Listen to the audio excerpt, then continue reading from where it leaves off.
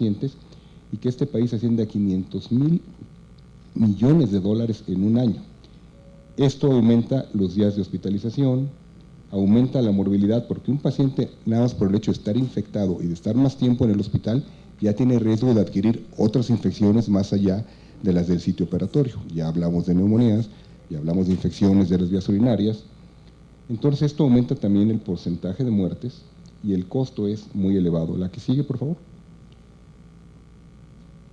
Una más, la que sigue. Entonces, incrementan los días de hospitalización y con esto, algo no medible es que ustedes todos han estado en hospitales. ¿Cuántos pacientes están solos y cuántos tienen a alguien que los está vigilando, un familiar continuamente? Entonces, costo hospitalario es el costo del familiar que está con él, lo que invierte en trasladarse al hospital, lo que pierde en trabajo por estar cuidando al paciente, lo que pierde el paciente estando en el hospital. Entonces, un paciente que nosotros operamos y que le decimos que va a estar en el hospital 1 o 2 días porque lo voy a operar de una hernia, que es algo prácticamente ambulatorio, o 24 horas de hospitalización, regresa al hospital, está 7 días, está con antibióticos, estamos haciéndole curaciones, utilizando antisépticos, utilizando parches protectores de herida, hay un aumento en el tiempo en el que retorna a actividades normales, reingresa al hospital, la que sigue, y todo esto, ¿qué genera? Costo. La que sigue, por favor. Costo, costo, costo. Las heridas, cualquier herida que nosotros los cirujanos hacemos, se pueden clasificar en estos 4 tipos. Una herida limpia, que son heridas quirúrgicas no infectadas en las que no hay inflamación, en las que, por ejemplo, una reparación de hernia, una biopsia, no hay contacto con fluidos, y estas en general tienen una tasa de infección de 1 a 5.4%. Las limpias contaminadas, como sería una colestectomía, una infección de 2.5 o 9.5% de riesgo conocido, una herida contaminada, que son heridas abiertas, como trauma, como lesiones de tejidos muy grandes, quemaduras, va aumentando el riesgo, o heridas sucias como cirugía de colon, una peritonitis, en el cual el riesgo es más elevado. Estas, mientras aumente el grado de la herida en su clasificación, sabemos que tiene más riesgo de infecciones. Pero ¿qué pasa con estas? Que el riesgo es muy bajo. Si nosotros no somos cuidadosos, no conocemos los factores de riesgo, vamos a convertir un porcentaje de 1 a 5.4% en un 12.8% o más. Entonces yo estoy convirtiendo mi herida limpia en una herida que puede ser sucia o contaminada. ¿La que sigue? La que sigue, por favor. Entonces, ya vimos cómo pueden ser las heridas y cómo son las infecciones. Las superficiales son las más comunes, de 60-80%, infecciones profundas, ya vimos que afectan las fascias y los músculos, o las relacionadas con órganos o cavidades son menos frecuentes y son más graves de tratar, ¿no? Y ya vimos, recuerden, desde que se opera hasta 30 días relacionadas con la cirugía, o hasta un año si tuvimos que poner una prótesis, como si era una cirugía de cadera, una interposición articular de rodilla, la colocación de un injerto vascular. Y nuevamente, esto hay que tenerlo en cuenta dentro de los sistemas de vigilancia hospitalaria y no atribuir al paciente que esté infectando por algún otro motivo. La que sigue, por favor. Entonces, ¿cuáles son los métodos de vigilancia para ver la infección del sitio operatorio? Y es algo en lo que debemos enseñar a toda la gente que está trabajando con nosotros en los programas de cirugía. Los métodos directos, con una observación diaria por el cirujano y por su equipo, o por un grupo de vigilancia epidemiológica hasta 24 o 48 horas después de cirugía, y ya que el paciente se va de alta, los métodos indirectos, con un programa de vigilancia epidemiológica, con la revisión de la microbiología del paciente, con la comunicación con el cirujano, con la búsqueda de pacientes readmitidos, ver en todos los reingresos por qué se están reingresando, si tenemos métodos para capturar a los pacientes en bases de datos electrónicas, estar en la monitorización continua cuando la gran mayoría de estos pacientes quirúrgicos regresan a una revisión posoperatoria, a que se retiren puntos, a ver cómo están, y ahí es donde tenemos que ver y buscar estas infecciones y no sentirnos mal porque nos diga el Comité de Vigilancia Epidemiológica: doctor, usted está teniendo un número de infecciones elevadas. Al contrario, tendré yo que retroalimentarme y ver qué debo de hacer para disminuir esto y no sentirme ofendido porque ya vienen los de vigilancia epidemiológica, que no vean a mis pacientes, a qué vienen, no, ustedes nada más estamos… No, esto es en bienestar de todos. Entonces, tener datos automatizados y la vigilancia posterior al alta, que la pueden hacer nuestros residentes, la gente que está trabajando con nosotros, siempre pensando que esto es en beneficio de todos nosotros. ¿La que sigue? Entonces, ¿De qué depende que se infecte una herida? La incidencia de infección va a depender de muchas cosas, procedimiento específico, y veremos adelante una lista de qué procedimientos por su naturaleza tienen más. Ya hablábamos, cuando hablaban de hospital, de lo que es la seguridad del paciente y la doctora Trejo, ¿qué tiene que ver el número de camas? Sabemos que los hospitales que tienen menor número de camas, menos de 500 camas, tienen una menor incidencia de infección del sitio operatorio comparados con hospitales que tienen más de 500 camas.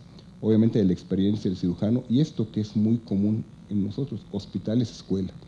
Los hospitales escuela, que es algo que no podemos dejar de hacer, no podemos dejar de enseñar a los residentes a operar. Todos nosotros fuimos residentes, nadie llegó ni le dijeron tú ya eres cirujano y operas, todos fuimos residentes. Estos hospitales tienen una incidencia mayor de infección en el sitio quirúrgico. Entonces, si sabemos esto, ¿qué tenemos que hacer? Nuevamente, retroalimentarnos y enseñar esto a nuestros estudiantes y a quien le está enseñando cómo prevenir las infecciones. Adelante verán algunas fotografías que dirán, bueno, algo está pasando y algo tenemos que hacer para prevenir esto. La que sigue, por favor. Esto es la probabilidad que tienen de infectarse las cirugías por su naturaleza. La cirugía abdominal, obviamente la de colon y la de estómago, pues tienen mayor porcentaje de infección, la hepatobiliar, pero miren, incluso las apendicectomías actualmente tienen menor incidencia de infección que algunas otras. El bypass coronario hasta 3.7%, la cirugía ginecológica como la cesárea 4.4%, y la cirugía de oftalmo o la cirugía ambulatoria raramente se infecta. Entonces nosotros, como veremos a continuación, si vemos que es una cirugía abdominal con más factores de riesgo, yo tendré que ser mucho más precavido junto con el grupo de gente que estamos manejando ese paciente para tratar de evitar una infección. ¿La que sigue? ¿Qué factores? Los factores vamos a dividir en los riesgos del paciente, los propios del hospital y los del medio ambiente. Del paciente, hay algunos contra los que no podremos luchar. No podemos luchar contra la edad del paciente.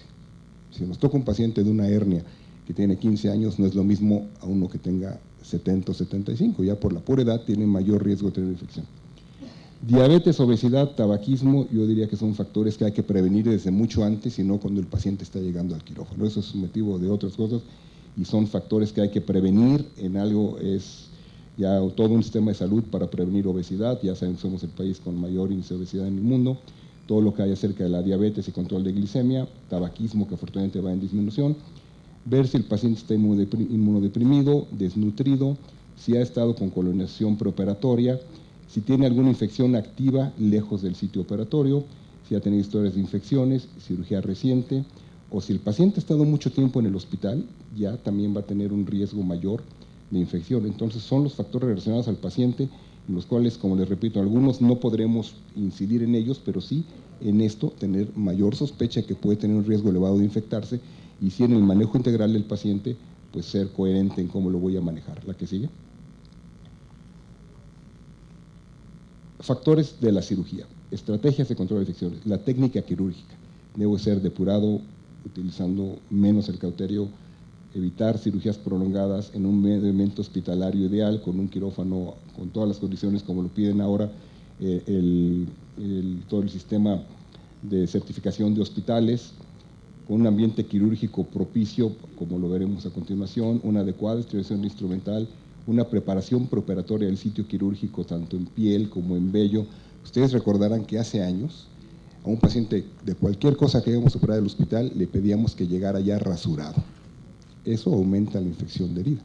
Ahora no se rasuran, se depilan y tienen que hacerlo de manera prácticamente inmediata a la cirugía, lo cual disminuye el índice de infección. Y lo que ya hemos visto, el lavado de manos, y este lavado de manos no debe ser únicamente preoperatorio. Hay que insistir mucho en el lavado de manos en todo el perioperatorio cuando vamos a tener contacto con los pacientes. Sabemos que los pacientes con hipotermia tienen mayor riesgo de infecciones, que el control glicémico es muy importante y en general valorar las condiciones de mi paciente como un todo. La que sigue. Y del ambiente quirúrgico ya les comentaba del depilado, del tránsito en quirófano. ¿Cuántos de ustedes que han estado en un quirófano ven que hay gente que está pase, entra, sale, llegan a preguntarlo? Cada gente que está entrando o un quirófano donde hay mucha gente, todo eso es foco de contaminación y hay que evitarlo, hay que prevenirlo. Uso excesivo de electrocauterio, utilización de prótesis, abuso con el daño tisular al estar operando, la presencia de transfusiones que no son necesarias ni modo, pero todo eso nos conlleva a mayor índice de infecciones y algo que es importantísimo, en la revisión de los pacientes el lavado de manos. Y vuelvo al punto. Ustedes ven que su hijo no se lava las manos de ir al baño y le están diciendo. Pero ¿cuántos de nosotros vemos que un residente revisa a un paciente y no se lavó las manos antes y no le decimos nada? Entonces, cuidado, no lo toques, y si lo vas a revisar, lávate las manos. Y si vas a revisarle la cama de junto, te las vuelves a lavar, y al otro te las vuelves a lavar hasta que sea algo mecánico. Cuando ustedes manejan, no están pensando en que van a cambiar de primera a segunda, metiendo el clutch y sacando el acelerador, lo hacen automático. Tenemos que llegar al punto donde esta revisión y este lavado de manos antes de revisar a cada paciente sea automático, sin que estemos mecanizando nosotros el pensamiento y teniendo que, me voy a lavar las manos, pues lo voy a revisar, ¿no? Debe ser algo natural que tiene que salir espontáneamente. ¿La que sigue? Entonces, para la prevención tenemos que basarnos en las características microbianas y las características del paciente, en sus factores que ya vimos, y en las características quirúrgicas, tomando en cuenta la cirugía que yo voy a hacer y el medio ambiente del quirófano y del hospital en el cual estoy trabajando, de acuerdo a lo que vimos previamente. ¿La que sigue? Una más, por favor. Hay sistemas para calcular el riesgo quirúrgico del paciente de acuerdo a todos los factores que ya vimos. No necesitamos todo esto, con que lo sepamos y los residentes y los cirujanos de mi hospital sepan cuáles son los factores de riesgo, yo no necesito tener un score electrónico para calcular el riesgo de infección del paciente. Si yo ya sé cuáles son mis factores de riesgo, sé cuál es mi técnica quirúrgica y sé cuáles son las cosas con las que cuento en mi quirófano, pues yo voy a decir, este paciente tiene alto riesgo, este tiene bajo riesgo, y yo voy a ser más enfático en prevenir la infección. ¿La que sigue? Entonces, la evidencia que hay en este estudio que se hizo en el 2012 por el Colegio Americano de Cirujanos, vio que había un porcentaje de admisión de hasta 27.3% en un hospital X. Entonces ellos dijeron, ¿qué tenemos que hacer? Tenemos que implementar un programa de seguridad integral para disminuir este porcentaje. Y después de 12 meses de implementar un programa, disminuyeron este 27.3 a 18.2, con un 33% de disminución de las infecciones. Entonces, lo que tenemos que hacer es cada hospital ver qué factores tenemos que predisponer a infecciones para hacer un programa de seguridad integral y disminuir nuestro número de infecciones. ¿La que sigue? Entonces, ¿en qué consistió este sistema particular? En una estandarización de la preparación de la piel, con el mismo sistema. Ellos hicieron una administración de lavado de manos con clorhexidina, eliminación de la preparación mecánica previo a la cirugía intestinal, teniendo un quirófano con una temperatura adecuada, adaptando técnicas estériles manejadas para el cierre de la faz y la piel, y abordar lapsos previamente no conocidos en profilaxis antibiótica. Siempre la misma profilaxis, siempre en los mismos tiempos, no pensando que porque el paciente puede tener más riesgo se lo va a dejar más tiempo, no. Ser coherentes también en la profilaxis, que es motivo totalmente de otra plática. ¿La que sigue? Pero vean, ¿qué pasa en México? Este estudio se reportó en la revista Cirugía y Cirujanos en 2008, en la revista Mexicana de Cirugía General, y vean, los factores de riesgo para infecciones, ya los hemos comentado: tabaquismo, tricotomías, transfusiones, cirugías prolongadas y obviamente las cirugías contaminadas, pues mayor riesgo de infecciones. Nuevamente, son los factores que tenemos que atacar para disminuir el porcentaje de infecciones. ¿La que sigue? Pero esta es nuestra realidad. Ellos no son recientes, son cirujanos ya formados. Y vean, el cubrebocas, ¿sí? Entonces, ¿de qué me sirve a mí ser un cirujano excelente? Usando poco cauterio, lavando adecuadamente la piel, siendo depurada mi técnica quirúrgica. Regresa una, por favor. Siendo depurada mi técnica quirúrgica, si yo voy a estar incumpliendo lo más elemental. Entonces, nuevamente, es una educación continua. Esta gente sentada en el piso del quirófano, ellos, ¿qué pasa? ¿Se van a cambiar uniforme para entrar a la siguiente cirugía? No. Entonces, no es únicamente lavado de manos, es toda una cultura, y sí la queremos llevar más allá de la gente que trabaja en quirófano, pero debemos empezar por la casa, ¿no? Entonces, empezar, ver cuáles son mis factores de riesgo para empezar a prevenir estos casos. La que sigue. Este estudio que sigue lo compartió el doctor Abraham Pulido, expresidente de la Asociación Mexicana de Cirugía General.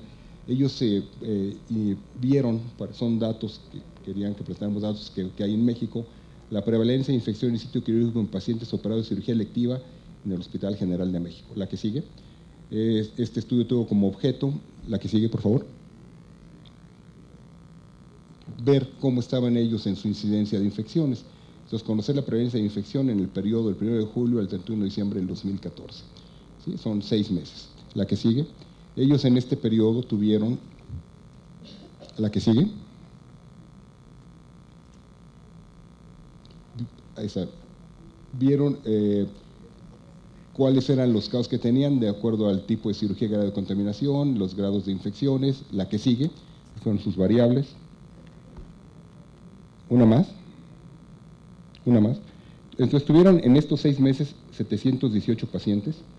Esta es la demografía, fueron 30 y casi 40% masculinos, 60% femeninos, una edad de alrededor de entre 30 a 55 años, con una estancia promedio hospitalaria de 3.24 días y cirugías entre 80 minutos con 35 más menos. La que sigue. Y encontraron 2.36% de pacientes infectados y obviamente el resto no infectados. Estas son las edades promedio, los tiempos realmente no varían y las estancias hospitalarias sí. En los infectados, vean, es 11.5 más menos 11 días comparados contra 3 más menos 1.67. Son 8 días más de estancia en general y lo que esto significa es economía, mucho gasto en todo lo que ya vimos. La que sigue. Estas son el tipo de cirugías en general. El 46% fueron colistectomías y el resto de cirugías. Y vamos a ver la que sigue, cuáles fueron las que más se infectaron. La que sigue, por favor. Las que más se infectaron fueron, curiosamente, hernias inguinales y colistectomías. ¿Por qué se nos infectan las hernias inguinales? Es una cirugía que es limpia, contaminada. Lo más importante estudio fue esto, ver por qué estaba infectando una cirugía que no debería de infectarse. Eso fue lo que valió la pena esto. Y esto sí los hizo modificar, la que sigue, y empezar a tomar acciones para modificar este punto específico que era lo que querían conocer. La que sigue. Los factores de riesgo fueron generales para los pacientes, los mismos que ya hemos comentado. La que sigue, por favor. Las bacterias E. coli. Entonces ya eran dos cosas importantes, hernias y se me están infectando por E. coli. ¿Qué significa eso? Lavado de manos. ¿Sí? Lavado de manos.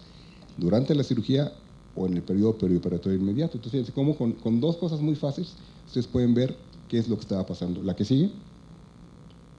Entonces, de esto, pues ya tiene que hacerse en base a esto, un estudio global, conociendo cuál es mi situación, haciendo un análisis, comunicando a todas las áreas involucradas, tomando decisiones con un líder y sin sentirse ofendidos, para mejorar todos con un trabajo en equipo de los médicos y todo el personal de salud que está involucrado, con el fin último de proporcionar seguridad al paciente. ¿Sí? La que sigue. Entonces, los requisitos eran, después tenemos que tener personal entrenado y estarlo educando, siempre en base a un resultado ya conocido, están entrenando todo el personal y no únicamente la que sigue el personal de cirujanos, sino todo el personal de la salud y algo muy importante, al familiar del paciente, porque en muchas ocasiones él es el que lo está asistiendo en toda su estancia hospitalaria. La que sigue. Entonces, prácticas básicas que tenemos que hacer y las estrategias. Programas de vigilancia epidemiológica, identificar los procedimientos de alto riesgo, registrar y analizar mis datos, llevar a cabo una vigilancia durante todo el tiempo que signifique mi definición de infección y vigilar a todos los pacientes que son reingresados para ver por qué están reingresando y con base a todo esto tener yo una retroalimentación. La que sigue, por favor. Entonces, profilaxis es motivo total de otro tema, remoción de vello, control de glicemias, mantener normotemia. La que sigue, por favor. Y educar al cirujanos y personal de las salas de cirugía y al paciente y su familia. Si todos estamos educados por el familiar del paciente, que ustedes saben, es el que le acerca el pato, es el que le acerca la comida, es el que lo mueve. Si él no se lava las manos, ¿qué va a pasar? Lo mismo. Va a aumentar el riesgo de infección porque él está también en contacto con el paciente. Entonces, una educación no únicamente de nosotros, es de todo el medio ambiente del paciente y eso incluye a su familia. Y pues rendirle cuentas a quien tengamos que hacerlo dependiendo de donde estemos trabajando, ¿no? La que sigue, por favor. Asuntos de interés especial, evaluar los riesgos, vigilar qué estamos haciendo y cómo implementar estas medidas para nuevamente disminuir este riesgo de infecciones. La que sigue, ya casi terminamos. Medidas que no deben considerarse rutinarias, esto es muy específico, uso de vancomicina, de demorar una cirugía por nutrir adecuadamente al paciente, excepto que sea un caso de extrema desnutrición. La que sigue. La que sigue, por favor. Sí. Entonces, en resumen, esto es una problemática multifactorial que requiere un análisis particular de cada institución de salud, sin afán de ser críticos hacia afuera, sino nosotros empezar con nuestra propia autocrítica para tener una campaña de información dentro de nuestra institución y que se replique más allá de ella para implementar medidas de acción que siempre serán prevención, prevención, prevención. Y en este punto, la Asociación Mexicana de Cirugía General, ¿qué es lo que ha hecho? Pues en todos los cursos que tenemos nosotros de colestectomía, de funduplicatura, siempre, aunque es algo repetitivo y aunque al principio nos lo tomaban a mal porque no, yo soy cirujano, no vas a enseñar eso, lo principal que empezamos es con la técnica de lavado de manos. Nos lo critican, no nos importa, es lo básico y lo seguiremos haciendo la que sigue. El año pasado, con la acción del doctor Abraham Pulido, hubo un taller específico, la que sigue, durante el Encuentro Nacional del Cirujano. ¿Me das la que sigue, por favor? El encuentro fue específico de infecciones de sitio quirúrgico. O sea, fueron 2 días específicos para cirujanos ya formados y para los líderes de cada colegio estatal, hablando de esto, infecciones de sitio quirúrgico. Y ahora lo que sigue es seguir trabajando en foros como este. ¿Me das la que sigue, por favor? Y en los que vienen y vengan. En los cursos en línea hablamos de infecciones de sitio quirúrgico. En los simposios, en el congreso que vamos a tener, hay un simposio específico de infecciones de sitio quirúrgico. Ya les comentaba que en todos los talleres tenemos estaciones de lavado de manos, tenemos preparación de lavado preparatorio, volver a la base, que nunca debemos de olvidarlo y que es lo que nos va a ayudar a cumplir con la meta de tener un paciente sano y operarlo de forma segura. Muchas gracias. Desde luego, fuerte, fuerte el aplauso para el doctor Héctor Noyola Villalobos, quien en estos momentos recibe su reconocimiento por participar en nuestro foro. Desde luego, la foto conmemorativa en compañía de la doctora Lilia Cote Estrada. Bien, señoras y señores, daremos paso con nuestra cuarta ponencia.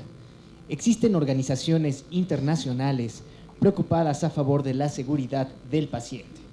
Le agradecemos a el doctor Javier Dávila Torres, quien nos compartirá la propuesta de Patient Safety Movement.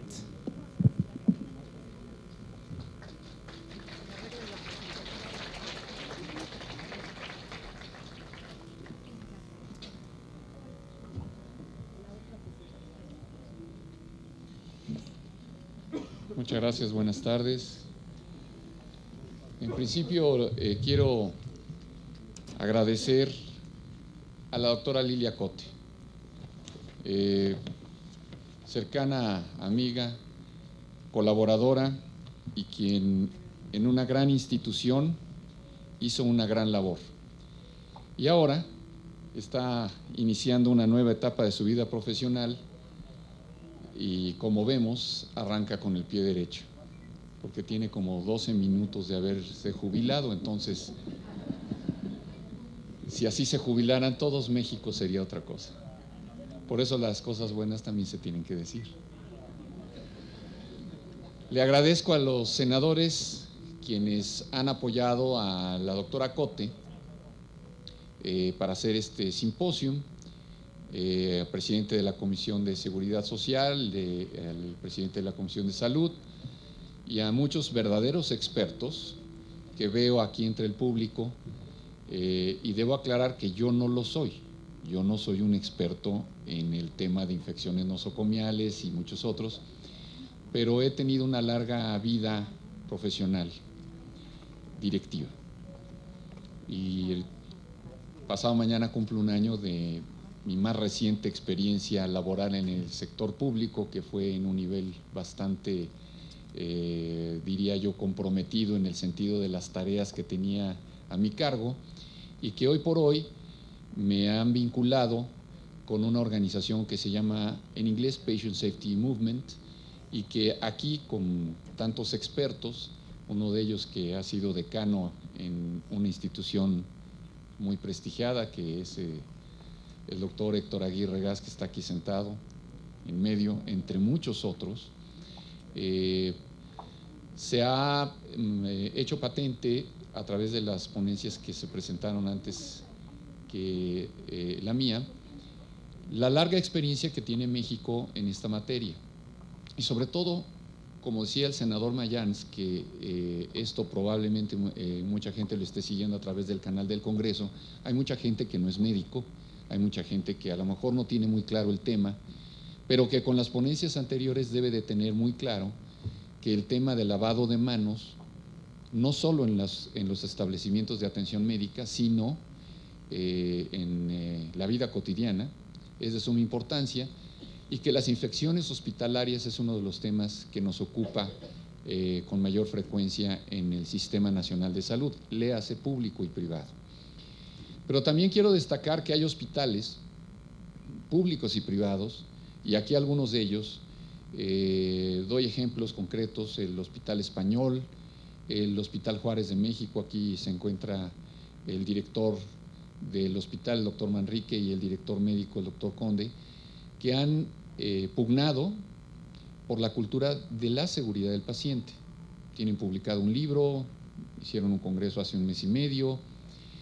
Nadie ha dicho que en México no se esté trabajando al respecto. Se está trabajando muy bien y se está trabajando mucho. Pero también tenemos que reconocer, como lo señalaba el doctor Noyola hace unos minutos, que es insuficiente, porque no podemos tapar el sol con un dedo. La creación de del movimiento internacional por la seguridad del paciente, que se llama Patient Safety Movement, tiene un origen combinado, si me permiten la expresión, con un postulado de la Organización Mundial de la Salud, que dice que para el año 2020 deberán haber 0 muertes prevenibles. Zero preventable deaths in 2020. 0 muertes prevenibles en el año 2020. Y muchos podrán decir que es una meta muy ambiciosa, que en los compromisos del milenio que el año pasado tenían la meta era disminuir la mortalidad materna, que en la década de los años 70 en Alma Ata dijeron salud para todos en el año 2000. Pero ¿qué sería si no hay postulados o enunciados de las organizaciones internacionales, incluso de las instituciones públicas mexicanas, sino pretender alcanzar una meta y hacer todo lo que esté en nuestras manos como equipo multidisciplinario de salud para poder lograrlo? ¿Me dan la primera, por favor? Joe Kiani es un empresario norteamericano, estuvo con nosotros hace un par de semanas, por segunda ocasión en México, que se dedica al tema de salud. Es un empresario muy sólido en su país, su empresa cotiza en la bolsa de Estados Unidos, etcétera, etcétera. Creó esta organización finales del 2012 y arrancó en 2013 con un congreso anual, como muchos de nuestros congresos médicos a los cuales vamos en nuestra especialidad o en nuestra trayectoria profesional. Y en esto, él acuñó ese lema de 0 muertes prevenibles en el año 2020. Y una de las cosas de estos datos duros que han venido presentando en las ponencias anteriores llama la atención, porque ustedes y yo sabemos que en Estados Unidos son muy acuciosos con la estadística y con la numeralia, y que 200,000 muertes atribuibles a errores en el sistema sanitario, que no quisiera yo confundir el término en el buen castellano como error médico per se. Yo no lo plantearía así, yo lo plantearía como daño o muertes por errores que pudieron haber sido incluso prevenibles, pero que en Estados Unidos está tipificado como medical errors en la tercera causa de muerte en Estados Unidos. Los impactos financieros ya también aquí los han mencionado anteriormente, pero en concreto el 1.26 trillones de dólares, que de suyo debe tener un impacto mayor, cada vez mayor en nuestro país, si lo comparamos con las estadísticas de Estados Unidos. Ya señalaba el doctor Pérez Castro, la doctora Trejo, el doctor Noyola, cifras que aleatoriamente se están tomando, pero la pregunta sería, ¿y en México cómo estamos? Y en México, ¿les parece bien? De 220,000, 500,000 120,000, 520,000, nadie lo sabe. No hay forma de saberlo al momento, porque las cifras están desagregadas. No todo el mundo reporta, ya lo han mencionado aquí. Hay subregistro y partir de nuestra línea base o de nuestro dato base para compararnos, hace un momento se decía del benchmarking, ¿cómo me voy a comparar con otros países? A mí me encantaría que nos comparáramos con nosotros mismos para empezar. Comparar la misma unidad médica consigo misma y poner una línea base del cual pudiéramos hacer compromisos para que, si por ejemplo tuve 10 pacientes afectados o no sé cuántos con sepsis, o tuve muertes en la unidad de cuidados intensivos neonatal por una infección de Pseudomonas aeruginosa, etcétera, pudiera yo hacer un compromiso para disminuir el año que entra, acorde a mi propia realidad, a mis propios alcances, e incentivar a mi personal a comprometerse y a lograrlo. Y para ello, les pediría la siguiente diapositiva, por favor. La misión del Patient Safety Movement, que ustedes lo van a leer, y es mucho más largo, lo quiero hacer de manera enunciativa, no entrar en todos los detalles, porque es un giro diferente de las ponencias que se han venido dando anteriores y las que vienen después de mí, pero es cómo se va integrando en una red de hospitales alrededor del mundo, más de 30 países, más de 1,700 hospitales afiliados. Para la gente que no está inmersa en el sistema de salud o que conoce nuestros hospitales o aquellos hospitales connotados, pues yo creo que aquí en el auditorio sí se han escuchado de la Clínica Mayo. Bueno, pues la Clínica Mayo está dentro de esta red y hay muchos más.